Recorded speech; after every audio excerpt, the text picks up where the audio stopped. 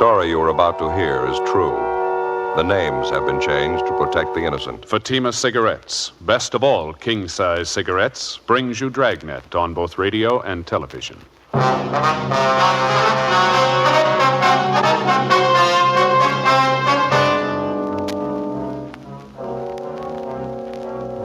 You're a detective sergeant. You're assigned a homicide detail. A woman is found dying in a vacant lot. Her identity unknown. Your job? Investigate. Compare Fatima with any other king-size cigarette. Yes, compare Fatima with any other king-size cigarette. 1. Fatima's length filters the smoke 85 millimeters for your protection. 2. Fatima's length cools the smoke for your protection. 3. Fatima's length gives you those extra puffs, 21% longer than standard cigarette size. Fatima gives you more for your money. And in king-size Fatima, you get an extra mild and soothing smoke, plus the added protection of Fatima quality. Buy Fatima in the bright, sunny yellow pack.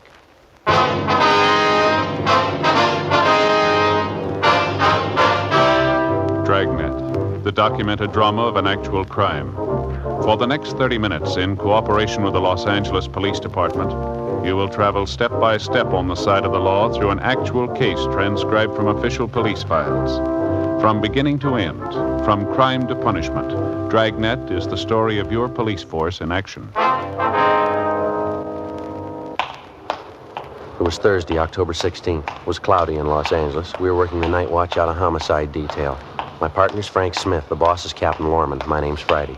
It was 9:48 p.m. when I got to Georgia Street Receiving Hospital, Dr. Hall's office. Joe, how are you? Hi, Doc. How about that case you got in from 7th and Union? How's she doing? She died about 5 minutes ago. Fill me in. What do you got on it? You talked to the radio car officers, ones that handled the call? Frank's talking to him now out in the lobby. Thought I'd check in with you while he was handling that end. Not an awful lot to tell you, Joe. Ambulance G2 brought her in from the location. She was alive when they brought her in. Did everything I could for her. Didn't help much. Too far gone. Yeah, what's it look like? Chloroform poisoning. Pretty obvious. Probably self-administered. Looks like that anyway. She didn't last long. It's a little unusual, huh? Chloroform? Yeah. Under the circumstances, it sure is. Anything else? How do you mean? Well, any probable causes? Any marks on her? No, a little scratch on her wrist. That's about all. Where you got her now? Can we look at her? Yeah, bag number 3. Come on. All right. Ed Barrett called us, asked us for help. It's a rough night, huh? Yeah. Traffic went crazy tonight. Dozen cases in the last 2 hours. Couple of homicides, too. Busy night. You got the weekend coming up, huh? Yeah, not looking forward to it. Here we go. Over here. Yeah, chloroform sure hangs on, doesn't it? It's sure strong. Notice the burns around her mouth, the nose, discoloration. Well, who is she? Any idea? We got her down as Jane Doe. You're going to have to take it from there. Understand the radio car officers couldn't identify her. Apparently pretty well off, huh? Nice clothes. Seems to be well kept. I'd say so. Expensive jewelry there. The rings, wristwatch. A little strange for a probable suicide, isn't it? Looks like she took good care of herself. Hair all done up, fingernails. About how old, would you say? Not more than 35. Just about that. Here's the chart on her. Time arrival, 9:38 p.m. from southwest corner, 7th and Union, vacant lot. Reason for call, possible drunk woman down. Jane Doe, number 4. Female, Caucasian, approximate age 35. Weight 128 1/4. Height 5'4". Brown hair, hazel eyes. Listed as Nordic descent. Probable suicide. That's it. Okay, Doc, thanks. I better look up Frank, see what he's got, huh? Okay. Haven't notified the coroner yet. You fellas want to take care of that? Yeah, sure, we'll call him. About all we can do unless we find some relatives to notify, huh? Joe? Yeah, Frank. Oh, hi, Doc. How are you? Frank, looks like you're losing weight. Yeah, 4 pounds in 2 weeks. Not too bad for me, anyway.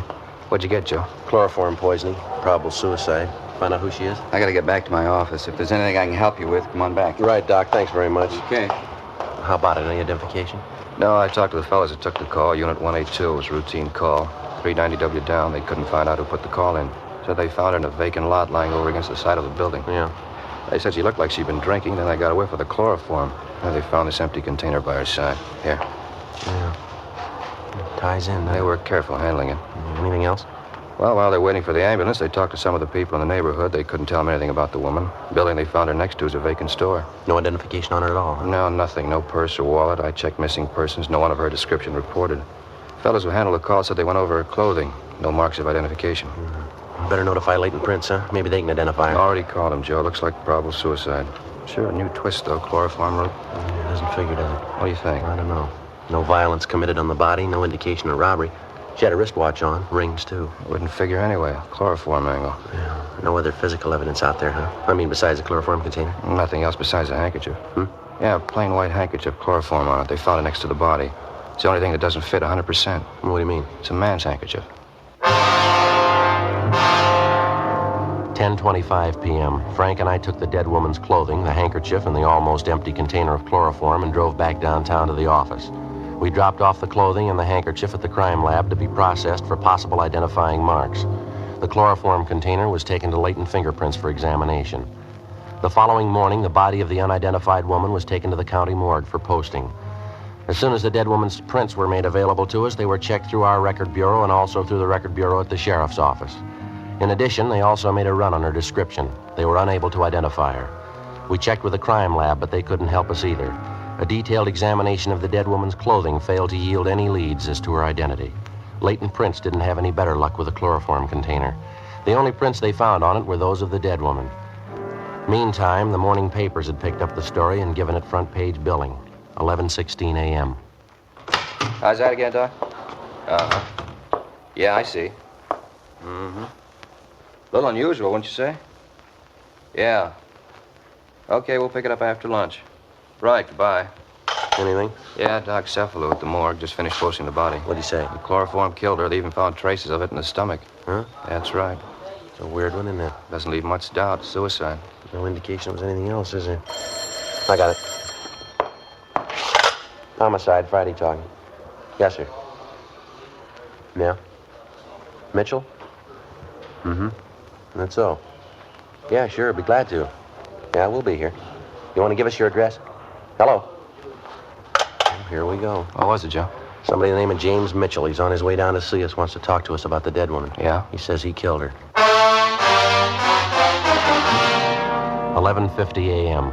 While Frank and I waited around for Mitchell to show up, we checked his name through R&I, but we were unable to find anything on him. A few minutes before 1 p.m., a short, blonde-haired man in a blue serge suit entered the squad room and asked for us. He introduced himself as James Mitchell. Frank and I took him to the interrogation room where we started to question him. He told us he was a steel worker by trade, currently unemployed. He said he was originally from Alabama, that he'd been in California for approximately 2 years. After that, he lapsed into silence. We tried to question him about the dead woman, but we made little headway. The only admission we could get from him was that he killed the woman. Outside of that, he refused to say anything. Now, how about it, Mitchell? What's the trouble? You called us, volunteered a confession. You said you killed the woman. You wanted to tell us a story. Now, why don't you answer our questions? Jim, how about it? Aren't you feeling well? You want us to call a doctor? Jim? You're not giving us much of an out, mister. You volunteered to make yourself a suspect in this thing. You say you killed the woman. Now, why don't you answer the questions? We can't keep this up forever. You ought to know that. You haven't answered a question in almost an hour now. Look, if you're not going to talk, Jim, there's only one thing we can do. We're going to have to book you. Mitchell? Is that what you want? Go ahead and book me. I killed her. Go on, book me. Well, why can't you tell us the story? Now, you admit you killed the woman. Why won't you tell us about it? Why should I? I killed her. That's all you have to know. You said on the phone you'd tell us the whole story, didn't you? Now, what made you change your mind? You got the story. I killed her. All there is to it. You know better than that, Mitchell. You know the woman very well? No, not very well. What was her name? Mary. Mary what? Mary, that's all. I met her in a bar. I didn't know her well. I killed her. That's all you got to know. I had to. Why'd you have to, Jim? I don't have to tell you. I had a reason. Good reason. Robbery? I don't have to say. You have a fight with her? Lover's quarrel? Maybe. What's the difference? Well, this bar where you met Mary, that in downtown L.A., was it? Yeah, it's downtown. She had it coming. I'm glad I did it. Not worth much, huh? She was when I met her. Well, what happened? She go off the deep end? Guess so. What's the difference? She's dead. But why'd you turn yourself in, Jim? Figure you couldn't beat her? Maybe. How do you mean? I could have stayed out of your way if I wanted to. For a while, anyway. I didn't want to. Why not, Jim? Good reason. I'm glad I killed her. She had it coming. Now go ahead and do what you want. I know what the rap is. I'll pay for it. Well, if you're willing to take the rap, Jim, why not tell us the whole story, huh? You got the story. I killed her. That's all you need. Don't you want to brief us in on the details? How it happened, how it came about? Might be extenuating circumstances. You can't tell. Well, how you mean? Different things that might throw a new slant on the case. Court's not going to hand down a decision until they get the whole story. You mean about Mary? I'll never tell him about her. Lousy things she did to me. Never tell anybody about it. Must have been pretty bad, huh? I mean, the way you took it out on her. She was rotten. All the way through. I had to kill her. What happened with the chloroform, Jim? Didn't it work fast enough for you? Chloroform? Yeah, uh-huh. Didn't it react on her fast enough for you? No, it didn't. I hated her. Yeah, I guess you did. Must have had quite a scrap with her. Struggled quite a bit, didn't you? Yeah, she fought me all the way. I got her, though. I hated her. Out of my mind, I hated her so much. Well, we've been trying to figure it out, Jim. What'd you hit her with? I mean, around the head and on the neck. What'd you use? Piece of metal? Yeah, angle iron. Uh-huh. Kind of lost my head. I kept beating her. She tried to scream, but I had my hand over her mouth, and then she fell down. She didn't make a sound after that. I see. Well, how come you took her jewelry? I mean, if you just wanted to kill her, how is it you took all her valuables, too? Jim? How about it, Mitchell? Well, I don't know. Spur of the moment, I guess. I took them, but I didn't keep them. I threw them away. I don't remember where. I'm glad it's over. All right, Jim. Now, what's this all about? You didn't kill that woman. You know that as well as we do. Well, what are you talking about? Of course I killed her. She's dead, ain't she? How many times do I have to admit it? The woman had one mark in her body, Mitchell, a small scratch on the wrist. Huh? Not a single wound on the head, none on the neck either. Well, I killed her. That's all you got to know, not saying anything else. All the woman's valuables weren't taken either, Jim. She was found with a couple of rings on her hands, an expensive watch, a bracelet, too. Now, come on, Jim. What's the angle here? You can't prove I didn't do it. You can't prove that. I think we can. Now, why can't you just take my word for it? It's the queerest setup I ever saw. I'm willing to admit I killed her, and you won't believe me. What kind of cops are you, anyway? Where'd you spend last night, Jim? Where were you? I don't know. I don't remember. You remember. Now, how about it? It's the queerest setup I ever saw. Whole town. You wouldn't believe it. Yeah? Look, I come here from Alabama. I told you that. I've been here for 22 months. A long time. It's almost 2 years. Mm-hmm. Queerest town I ever saw. Thousands of people all over. Millions of them. People all around you, all over the place, everywhere you go. I didn't know any of them. Not a one. They didn't know me. 22 months. Couldn't get to know nobody. I still don't. They don't know me either. Yeah. Tried to get acquainted. Just seemed I never could. Nobody knew me. Nobody cared. They didn't even know who I was. Well, what kind of town is that? 22 months right here. They don't even know who I am. Nobody knows. Living alone, you just get sick of it. Get sick and tired of it. That's what brought all this on, huh? Well, I mean, at least they'll notice me. They'll know I'm here. I killed a woman. They'll know who I am now. You ever spend any time in a hospital, Mitchell? Institution? Now, what'd you have to ask that for? Just 'cause I want to know people, want to notice me? That doesn't make me crazy. Can't be alone all the time. You got to have somebody notice you. Were you ever in an institution, Jim? Just once, only a couple of months. It wasn't anything. Look, can't you just forget what I said? I mean, I told you I killed the woman. The papers are going to be out pretty soon, pictures and things, probably a big write-up. Yeah. Well, can't we let it go at that? I killed her. Just forget the rest? No, I'm afraid not. Why not? We'll just make out it's that way. People get to know me anyway. At least they'll know I'm around. I won't be alone. There's no use worrying, Jim. Huh? You won't be alone anymore. 1:38 p.m. We continued to question the self-accused suspect, James Mitchell, and he finally told us that he'd been confined for a period of 18 months in a state mental hospital in Alabama. That had been more than 3 years before. The questioning also left no doubt in our mind that Mitchell had nothing at all to do with the death of the unidentified woman. A sister of Mitchell's living in Alabama was contacted, and she agreed to come out west as soon as possible to look after her brother. In the meantime, he was delivered to the care of psychiatrists at the county hospital. The incident of a man confessing guilt of a crime of which he's wholly innocent certainly wasn't anything new. Like police officers all over the country, all over the world, we've come to accept it as almost a routine part of a criminal investigation. Most of the time, the would-be criminal's suffering with mental trouble. Sometimes it's a thirst for notoriety. In any event, they all have to be checked, every one of them. It means time, trouble, and money. Hours of cautious interrogation. More hours of checking stories that have basis only in the imagination of a sick mind. They slow the investigation, they waste hundreds of man-hours, but like anonymous leads or would-be witnesses, they can't be ignored. It's part of the job. Saturday, October 18th, the newspapers continued to cooperate by giving us front-page space to the story of the unidentified woman.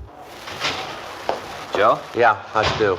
Nothing. Identification wasn't even close. How about Brian and Lopez? What'd they do on that call of theirs? Well, they're over at the morgue now with a boy, 16-year-old. Kid was pretty wrought up when he came in. Well, we sure had a parade of them. All last night, all this morning. Well, it doesn't hurt our chances any. The more, the better. I suppose so. Not gonna make much headway if we can't identify her. Any answers on the all points we got out on it? Yeah, 4 of them. They all been checked. Nothing. Chewing gum, Joe? New kind, tangerine flavor. No, no thanks. How about that check of the hospitals around town? Anything show up there yet? No, not so far. The scar on the woman's leg was from an operation, all right. Doc figures it might not have been done in a hospital, though. It was a minor operation. Could have been done in a doctor's office, maybe. I'd stop it, sure. Tough enough checking hospitals for a record of the operation. Next to impossible to check every doctor in town for it. Well, even then we could miss. Don't know where the woman's from. She could have had the operation done anywhere. I'll get it. Homicide, Friday talking. Yeah, Tom. I know. You did? That's so. Yeah, okay, fine. You bet. Thanks, Tom. It was Brian. He and Lopi are driving that boy over to Georgia Street, the 16-year-old. What happened? Well, they took the boy to the morgue. They showed him the body, asked him if he recognized it. What's he say? It's his mother. 2:05 p.m. Frank and I left the office and drove over to Georgia Street Receiving Hospital. The 16-year-old boy who had identified the dead woman as his mother was being treated for shock and hysteria.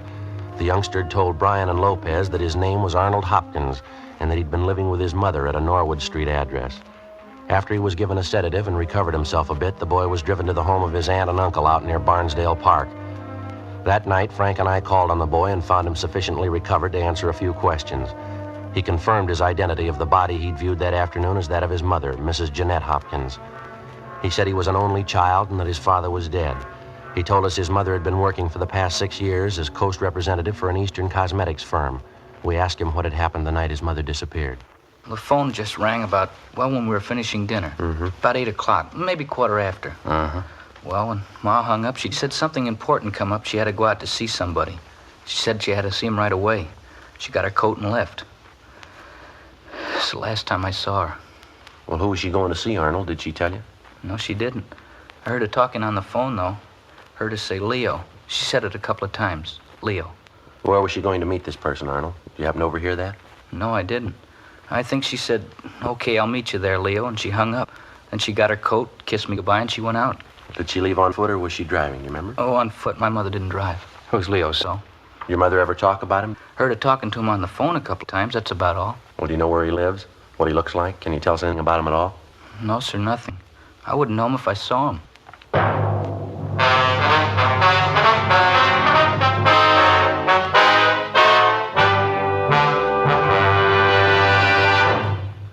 You are listening to Dragnet, authentic stories of your police force in action. The only way you can prove to yourself that Fatima is the best of all king-size cigarettes is to compare them with the brand you've been smoking. Yes, compare Fatima with any other king-size cigarette. 1. Fatima's length filters the smoke 85 millimeters for your protection. 2. Fatima's length cools the smoke for your protection. 3. Fatima's length gives you those extra puffs, 21% longer than standard cigarette size. Your money back plus postage. If you're not convinced, Fatima is better than your present king-size cigarette. Just return the pack and the unsmoked Fatimas by August 1st, 1952.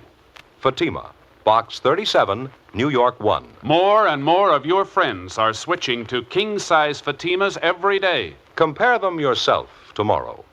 Buy Fatima in the bright, sunny yellow pack and enjoy the added protection of Fatima quality.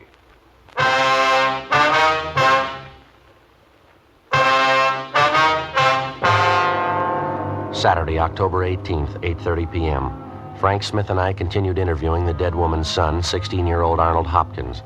The big lead pointed in the direction of the man known as Leo, who telephoned Mrs. Hopkins Thursday night, little more than an hour before she died, and made an appointment to meet her.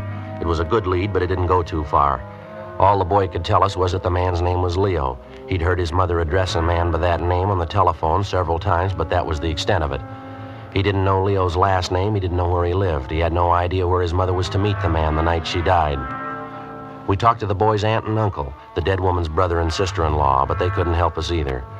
Frank Smith and I obtained a list of all of Mrs. Hopkins' friends and business associates known to the son and the aunt and the uncle. We spent the rest of the weekend checking with them. Most of them gave us pretty much the same story. Mrs. Hopkins was well-liked and well-respected, both in her business and private life. She was devoted to her teenage son. She didn't drink, and socially her behavior was beyond question. She attended church regularly. She was active in several women's clubs engaged in social and religious work. None of the people we talked to could think of any reason that she would want to end her own life. All of them denied any knowledge of the man known as Leo. Monday afternoon, October 20th, Frank and I had another meeting with the victim's son, Arnold Hopkins. We had him check over the personal effects found on the body. Yes, sir, that's hers. The other ring, too. How about this bracelet, sir? Yes, sir. She always wore that. My dad gave her to her, I think, when he was alive, I mean. She always wore it. Now, the wristwatch, 2 rings, the bracelet, and this lapel pin here. This about it, son? Yes, sir, I guess so. You have her necklace, too. How's that? My mother's necklace. She was wearing it that night. She had it on when she left the house. Didn't you find it? What kind of necklace is it, son? What's it look like? Oh, it's made like the bracelet is. That one there. See, the two of them go together. It's a set. Your mother wear expensive jewelry like that every day, did she? No, sir. She wore the bracelet quite a bit, not the necklace, though. She only wore that when she was dressed up. I thought about it yesterday. I meant to tell you about it. What's that, son? Well, right after she got the phone call that night, when she told me she had to go out. Yeah? Well, she went back and got her coat, and then she came in the living room and kissed me goodbye. She had the necklace in her hand. You sure she took it with her? Oh, yes, sir, I'm positive. After she kissed me goodbye, she went over to the mirror, and I saw her put the necklace on. She was wearing it when she left. I didn't think much about it till later on. Most of the time, she only wears it when she dresses up. She wasn't very dressed up that night. Joe? Yeah. Can you describe the necklace for us, son? Exactly what it looks like? Yes, sir, I think I can. When you saw your mother with a necklace on, did you think to ask her about it? Yeah, I did. She said she was wearing it because she wanted to look pretty. She was going to meet a good friend. And she didn't say where? No, sir. I guess she was wrong, huh? About her necklace, I mean. No, son. About her friend.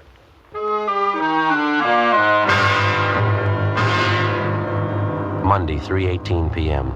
We got a description of the necklace from the Hopkins boy, confirmed it with his aunt and uncle, and then we double-checked it at the jeweler's, where it had been purchased. After that, we contacted the pawn shop detail and burglary division. The necklace and its description was put on the stolen property list, and copies were sent to second-hand jewelry stores and pawn shops throughout the area. We also got out a broadcast and an APB on it. 4:15 the following afternoon, we got a reply from the San Diego Police Department. A pawn shop owner down there had reported taking in the necklace the Friday before, which matched the description of the one we were looking for. The man who pawned the necklace listed his name in the pawn shop's buy book as Raymond Butler. San Diego officers had checked out the home address that he'd given. It was a vacant lot. The necklace was sent back to Los Angeles, where it was identified as Mrs. Hopkins. The description of the man who'd pawned the necklace was forwarded from San Diego together with a photostatic copy of the suspect's signature, and we got out an all-points bulletin on him. 2 days passed. Nothing. Along with Brian and Lopez, we continued checking all public places in the general area where the body of Mrs. Hopkins had been found. You got anything, Frank? Talked to a man by the name of Wagner, Joe. He told me she used to do a lot of traveling, business trips, most of them to San Diego. Wagner says he heard she had a boyfriend down there, a tall, dark-haired fella. That's all, no name. I get it. Homicide Friday. What? Oh, yeah, Lopey. Where? Checks out, does it? Yeah, that's good. Fine. Okay, thanks, Lopey. Yeah, right away. Anything, Joe? Lopez, he and Brian just checked a bar out in the neighborhood where the body was found. They talked to the bartender in the place, showed him the description of the man who pawned the necklace. Bartender says he knows the man. You sure? Pretty sure. He told Brian and Lopey that the man's either a boxer or a wrestler, something like that anyway. You know the man's name, where he lives? Says his name's Taylor, no home address. You know his first name? Yeah, Leo. 1:25 p.m. After interviewing 4 other people who were in the bar the night of Mrs. Hopkins' death, Lopez and Brian checked back in at the office. They told us that at least one of the 4 persons they talked to, in addition to the bartender, was sure that the description of the suspect who pawned the necklace fitted a man known as Leo Taylor, who was in the bar the previous Thursday night. He was seen in the place between 8:30 and 9 p.m., and he was seen with a woman answering Mrs. Hopkins' general description. The bartender had no idea where the man lived, but he seemed fairly certain of the man's name, Leo Taylor, and his occupation, either wrestling or boxing. 5:05 p.m. We made a run on Taylor's name and description through R&I, and we got a make. We checked his handwriting, and that matched out also. He had 1 previous arrest for assault and disorderly conduct. His residence was a West 11th Street address. We checked it out, but he'd moved 6 months before. The landlady had no forwarding address on him, but she told us one of the places he used to frequent was a gym on South Olive down near Olympic. We ran it down. How about it? All right, come on. I'm getting tired of punching the bag. Come on. I checked with a fellow in the office over there, Joe. Says the man we once taking a shower back there, locker room. All right. Take a lift. Attaboy. Sure. In here? Yeah. Go ahead. Yeah. Hey, excuse me. Your name Leo Taylor? How's that? I said, are you Leo Taylor? Yeah, that's right. What is it? Police officers would like to talk to you. Oh, I'm taking a shower right now. You want to wait a while? Well, keep, Taylor. We want to talk to you now. All right. All right, what's the rush? What's it all about? I want to talk to you downtown. What do you want me downtown for? A routine check. Like to ask you a few questions. About what? Jeanette Hopkins? That's so? What about her? When's the last time you saw the woman, Taylor? I don't know. A couple of months ago. At least that. Why? We can talk about it downtown. Well, let's talk now. It'll take me a little time to get dressed. What's the pitch? You know as well as we do. You want to throw me that shirt, Mac? Thanks. What do you mean I know as well as you do? Know what? No rush, Leo. We can talk downtown. I read about it in the papers. It's a terrible thing. I was going to look her up one of these days. It's too bad. You live in Los Angeles, Taylor? Yeah, why? Ever get down to San Diego? Once in a while, not too often. You don't think I had anything to do with it, do you? How do you mean, Leo? With what? I mean, Jeanette, she's dead. You don't think I had a hand in it, do you? I tell you, I'm on a level with you, Leo. We've been on this thing a week. We've got you placed in San Diego. We've got you placed here. You say you haven't seen Mrs. Hopkins for 2 months. We can do a lot better than that. You were with her in San Diego 2 weeks ago. You were drinking with her in a bar out there last Thursday night. You were with her 20 minutes before she died. We got all we need, Leo. Got my coat there, the gray one? Check the pockets, Frank. Yeah. Gonna take a lot of proof. I guess you know that. Gonna take a lot of it. We got it. You better have. Let's see. Keys, wallet, comb. Yeah. Okay, let's go. No, just a minute, Leo. Yeah? Pawn ticket here. You forgot it.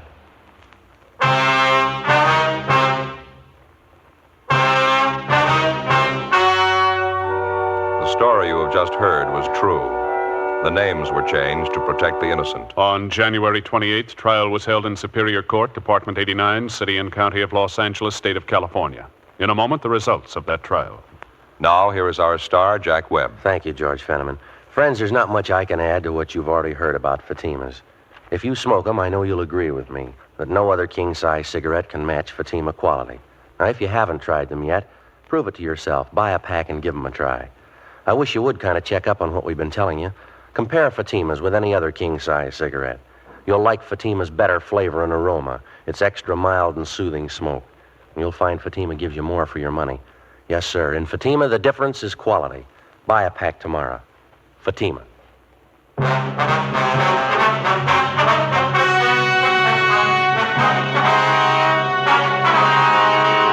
When confronted with the evidence and testimony against him, Leo Francis Taylor broke down and confessed to the murder of Mrs. Jeanette Hopkins. She'd been paying blackmail to Taylor in order to keep their affair secret, but a month before her death, she refused to pay him any more. Taylor threatened her again, and she agreed to give him the necklace as a final payoff. At their meeting, Taylor demanded cash. His victim threatened him with arrest, and he administered the chloroform. Taylor was tried and found guilty of first-degree murder and was sentenced to a life term in the state penitentiary.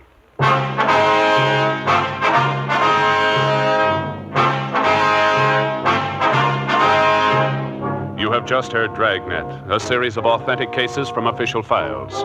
Technical advice comes from the Office of Chief of Police W.H. Parker, Los Angeles Police Department. Technical advisors Captain Jack Donahoe, Sergeant Marty Wynn, Sergeant Vance Brasher. Heard tonight were Herb Ellis, Vic Perrin, Gil Stratton, Jack Crucian. Script by Jim Mosey. Music by Walter Schumann. Hal Gibney speaking. King-size Fatima, made by the same people who make popular Chesterfield cigarettes, has brought you Dragnet, transcribed from Los Angeles.